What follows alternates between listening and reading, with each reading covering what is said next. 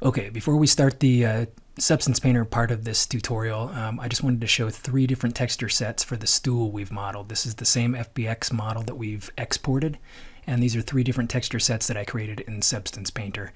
Once you get the hang of it, you can knock out these textures in like 10 minutes, literally. So that is the strength of Substance Painter. You can do all these techniques in Blender, but they just take a lot longer. So if time is of the essence, Substance Painter is going to save you a lot of time, and I think that's why it's the industry standard for this kind of thing. Anyways, this one in the middle is the one we're going to be basically trying to reproduce, but you can create all kinds of different texture sets for the same stool. If you were to create, say, 6 or 8 different texture sets for the same model, you could just keep those all in the same file, and then you could pick whichever color you want for it. So this is just an example of 3 different types of textures we can create pretty quickly in Substance Painter. Okay, here we are in Substance Painter. Let's just get to work. We're going to hit File, New, and we'll get this new project menu. We're going to change this one right here, Document Resolution, change it to 2048. Right here, this normal map format. Depending on the render engine you're going to use this model in, you may want to leave it at DirectX. For Blender, though, we're going to change it to OpenGL. Right here is where we come to select our model. If we just click Select, you can navigate to wherever you stored it. I'm going with this one, Barstool 1, Open. And once we do that, we can hit OK. Okay, so here we are in Substance Painter with our model. Before we get started, it's important to check our model to make sure that we don't have any parts that appear to be see-through, inverted. If you can see the back side but not the front side of any of your parts, then it's important to go back into Blender to correct the normals problem that we have. You go back into Blender, select your stool, since it's a joined object, put it in edit mode, hover over the part in question, and hit the L key, and that'll select that part. And then you can hit Shift-N to recalculate the normals on that part. You'll then have to re-export this FBX, and then you can import that new FBX into Substance Painter, and it should correct your problems. Okay, first things first, how do we take a look at our stool? Well, if we hold down the Alt key and our left click, we can kind of orbit around and take a look at it. If we hold down our Alt click and our middle mouse button, we can grab our stool and move it around like that. And of course, scroll wheel is scroll in and out. Okay, so that's the basics of how you move around within Substance Painter. It's pretty easy. That's about as far as we're going to go with that. Okay, before we get started, let's take a quick tour of the user interface. This is not going to be a be-all, end-all tutorial on Substance Painter. We're going to just take a pragmatic approach and just do the things we need to complete this project. Real quick, like up here we have a bunch of brush controls for our brushes. We'll use these and I'll show you that here in just a minute. These tools down the side here should be familiar from Photoshop or GIMP or something. We're not going to use these, so I'm not really going to go into explaining them. They're pretty common, erasers, that kind of stuff. Polygon fill is a good one, but not for this project. Maybe in a different project we'll use that one. Okay, down in the bottom we have what's called the shelf. The shelf is where we have a bunch of our assets that we can use for texturing our object. If we come over here to the left, we can see that we have a list of all the things you can put in the shelf. Right now, materials is selected, and it just has these basic materials that come as stock materials inside Substance Painter. If we click, say, for instance, brush, we'll get our brush selections. So there's a lot of selections here. We're really only going to use materials and brushes. I'm going to click it back to materials, and we get this. Okay, so before we start, we're mainly going to be dealing with over here in our layer stack and the properties for each part of those layers. But before we get started, we have to bake a set of mesh maps within Substance Painter in order for Substance Painter to do its business. These aren't going to be the mesh maps that we use or the maps we use at the end that we're trying to get out of here. These are just maps that Substance Painter has to use in order to help us put the texture on our particular model. In order to bake those, we can come right over here where it says Texture Set Settings. If we left click, if we come down just a little bit further, right down here, we can see this one that says Mesh Maps, and we can hit Bake Mesh Maps. When we do that, we get this baking menu. I'm going to change the output size here to 2048. And we're going to click this one right here, use low poly mesh as a high poly mesh. These are the maps that it's about to bake for us. We need to have a check in each one of these boxes. In other applications, you may want to get rid of the ID map if you didn't make one or aren't using one. Or if you imported your own normal map, you wouldn't need to click this one either. But we're going to leave all of these clicked. Once we have it set up like that, we can hit Bake 1001 Mesh Maps. Now the reason it says that is because I didn't name the material for this stool in Blender at all, so that was a little bit of a mistake on my part, but it actually doesn't matter at all what this says. You'll still get the texture set at the end, and you can name it whatever you want. Okay, so let's just click right here, Bake Maps. All right, right now it's baking these internal maps that it needs to do its business. We saw our ID map go by there if you saw it flash. Once it says 100% done, we can just click OK. All right, and once we do that, now Substance Painter has baked all the maps it needs, and now we can begin putting textures on this model. If we come right over here to where it says Layers, click on that. We'll see we have one layer here, and then down below we see we can the properties for that layer. Now I'm going to go ahead and get rid of this layer by right-clicking and click Remove Layers. So now we have no layers and no properties. So let's add our first material. If we come down to the bottom of our material shelf, I'm going to pick this one right here, Steel, Rust, and Wear. If I left-click on it and drag it up into our layer stack, it'll apply that material to our stool. I'm going to get in just a little bit closer here so we can see our stool. Right now we can see that our stool has the material applied all over it, even the parts we don't want it. We'll take care of that here in just a few minutes, so we're not going to worry about it. For now, we're going to work on the base metal material that's the underneath layer. Right here, when we put something in our layer stack and we have it selected in blue, we can come right down here where it says Properties. Real quick, I'll go through this just once, and it's pretty much the same for most. There'll be different controls for whatever material you pick. Right now we're using UV projection. Later in this project, we're going to use triplanar for one of the parts that I notice has a little bit of a problem with its unwrap. For now, though, we're using UV projection. Right here, if we wanted to change the scale of this material, we could change it here. We could change the rotation. We could change the offset. I'm just going to leave those standard. We come down a little bit further, we can see that this material has a color channel, a height channel, a roughness channel, a metallic channel, but it has no normal channel. Substance Painter is awesome because it allows us to, as we're creating stuff, to only work on a color or a height or a roughness or a metallic or a normal channel. For now, we're going to leave this stock as this is how this base material is. You can see here's the thumb. This is the basics of the material. Attributes gives a little bit of a description. If we come down further, though, we can see right here is metal color. If we click it, we get a color picker, and we can actually pick the color or change the color. In order to get off this color picker, we have to left-click off somewhere in the border here. Next, we have roughness. If we kick this all the way up, we can see that our metal gets very dull. It looks like it's oxidized, has an oxidizing layer. I'm going to bring this back down because I want a little bit of the metallic quality of a little bit of shininess. If I get in just a little closer, we can see here we have an option for surface imperfections. If we kick that all the way up, you can see our metal gets pretty beat up, which would look cool if we really needed something to look like it has a lot of damage. In this instance, though, I'm going to turn this back down somewhere in this zone. I only want a little bit of dings and dents in here, not much. The look we're going for here is like a flea market find stool that is a vintage stool. So we want it to have a little bit of damage and be kind of beat up, but we don't want it to be so damaged that it's not something you would put in your house. Okay, so we've covered surface imperfections. The next control panel we have here is dirt. If we kick this all the way up, we can see that our material gets very dirty. We're going to add a dirt layer at the end, so I'm going to bring this back down to somewhere where it was. And dirt contrast and dirt scale are all related to this dirt, so we're going to leave all those the same.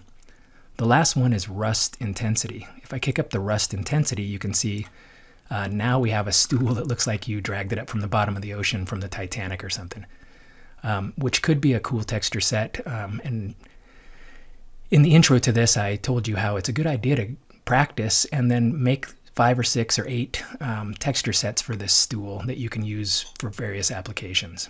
I'm going to turn the rust down back into this zone so we see a few little rust spots here and there. If we come in closer so we can see what's going on. Okay, so I'm going to leave this material just like it is, and now let's add another layer over the top of this. I'm going to come down to the shelf down below here.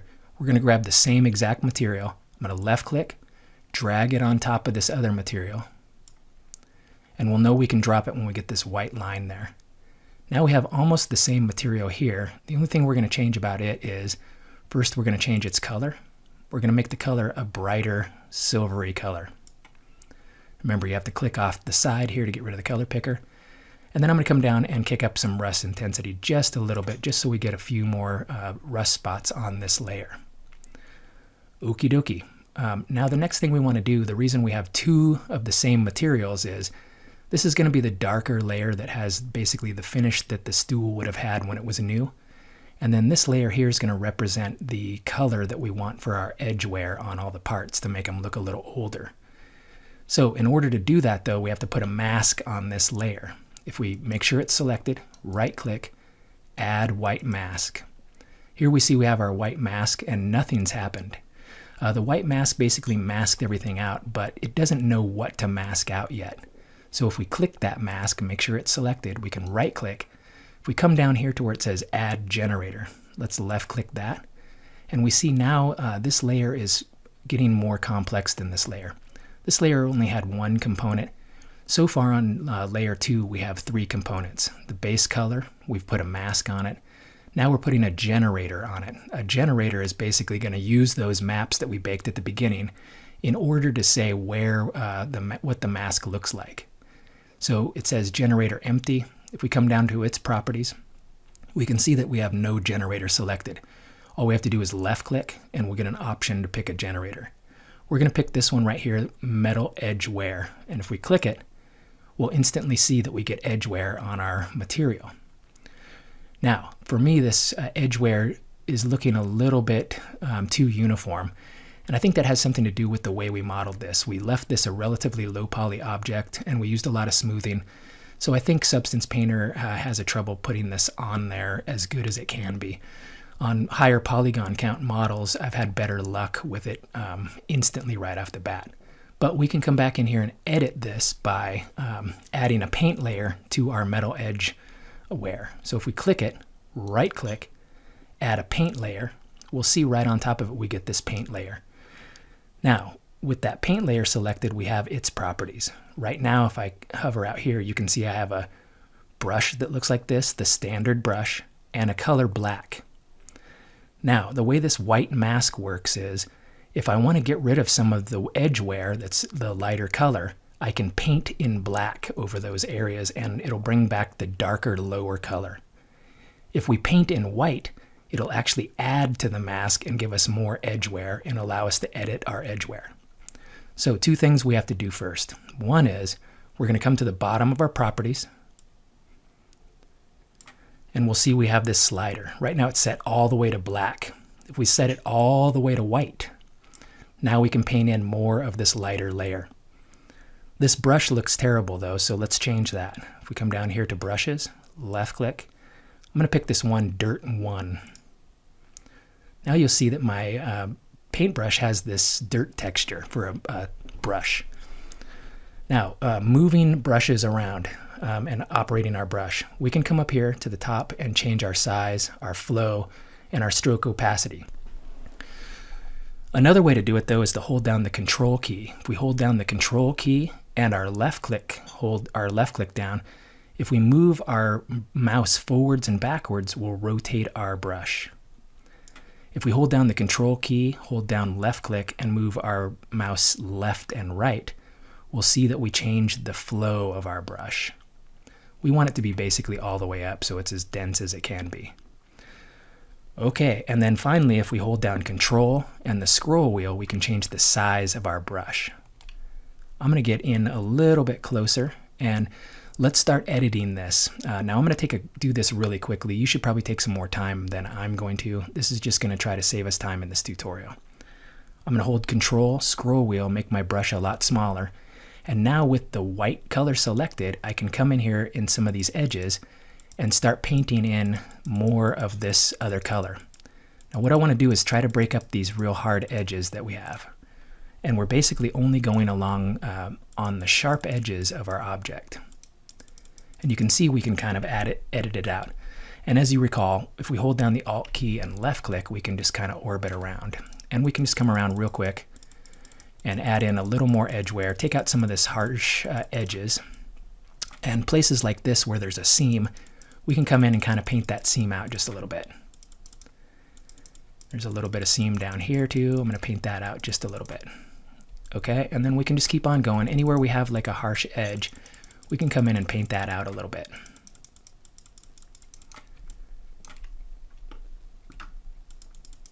And so I'm just going to keep on painting here real quick. I'm going to do a very fast job, and it doesn't really take very long to do this, but again, when you're practicing and you're new, I just put on some music and just start painting. It's pretty soothing.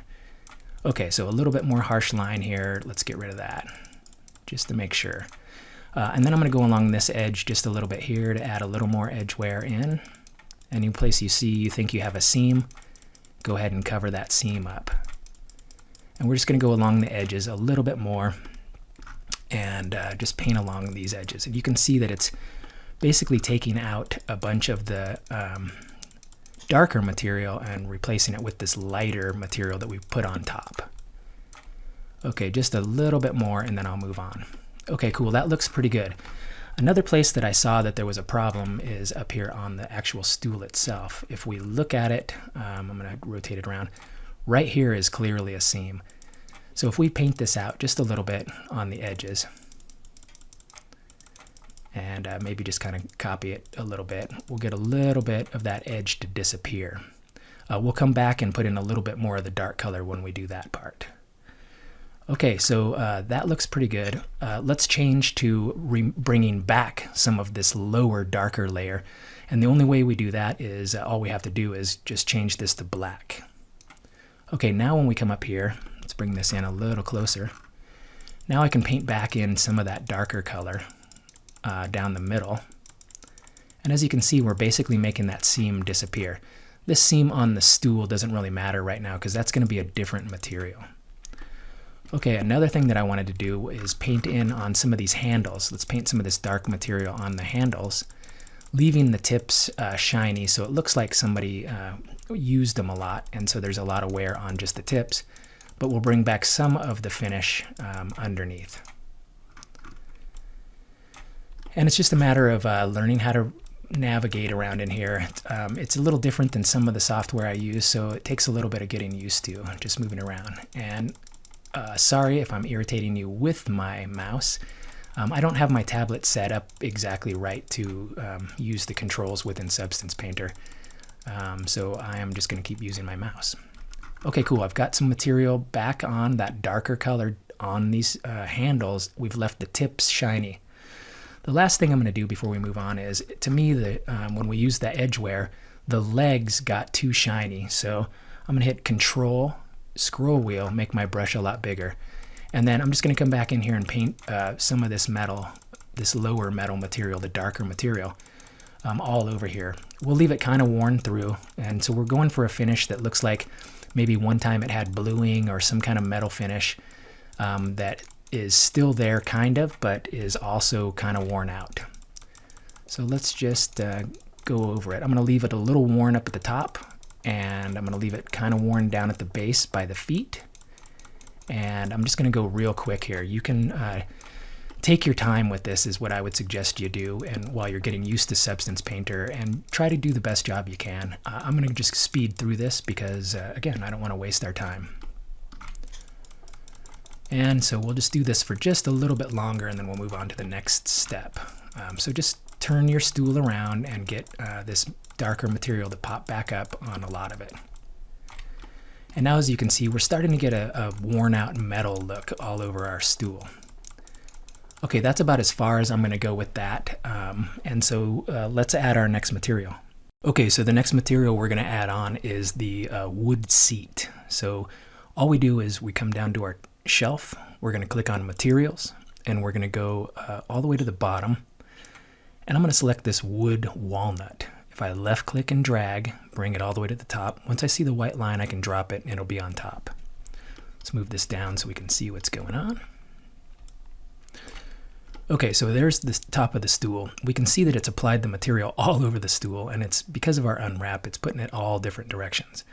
So in order to put it just on the stool, we have to use a mask. So if we come to our material here, make sure it's selected, our wood material, right click, and then we're going to add this one right here, add mask with color selection. Now in the properties for that mask, we can come down here where it says colors, pick color. If we click that, we see our ID map that we created in Blender appears. If I just click on this red color, we'll see that the stool now has that wood material only on the seat like we wanted. So that looks pretty good. Okay, cool. We're going to move on to the next material. The next material we're going to create is for the feet. And it's important when you're looking at small objects or trying to select a small object out of the color ID that we get right up close. Okay, so now let's pick a material for the feet. If we come down into our tray, or our shelf, I'm sorry. If we come up here a little higher, I'm going to pick this one that's iron, raw, damaged. If we left click, drag it to the top of the stack. Again, we'll see that it gives that material to the entire object. Now, in order to mask it out, we're going to do the same thing we did with this layer down here. We're going to just click on it and make sure it's selected, right click, and we're going to add a mask with color selection. Now we get this same menu down here. Another way we can do that is to come out here in the field here and right click, and we'll get that same menu, and we can pick colors. It turns to our ID map, and now I can just pick one of these feet as the color, and now it's applied that material to the feet. As we get in close here, we can see a pretty massive seam here. So this is where we're going to change to triplanar projection.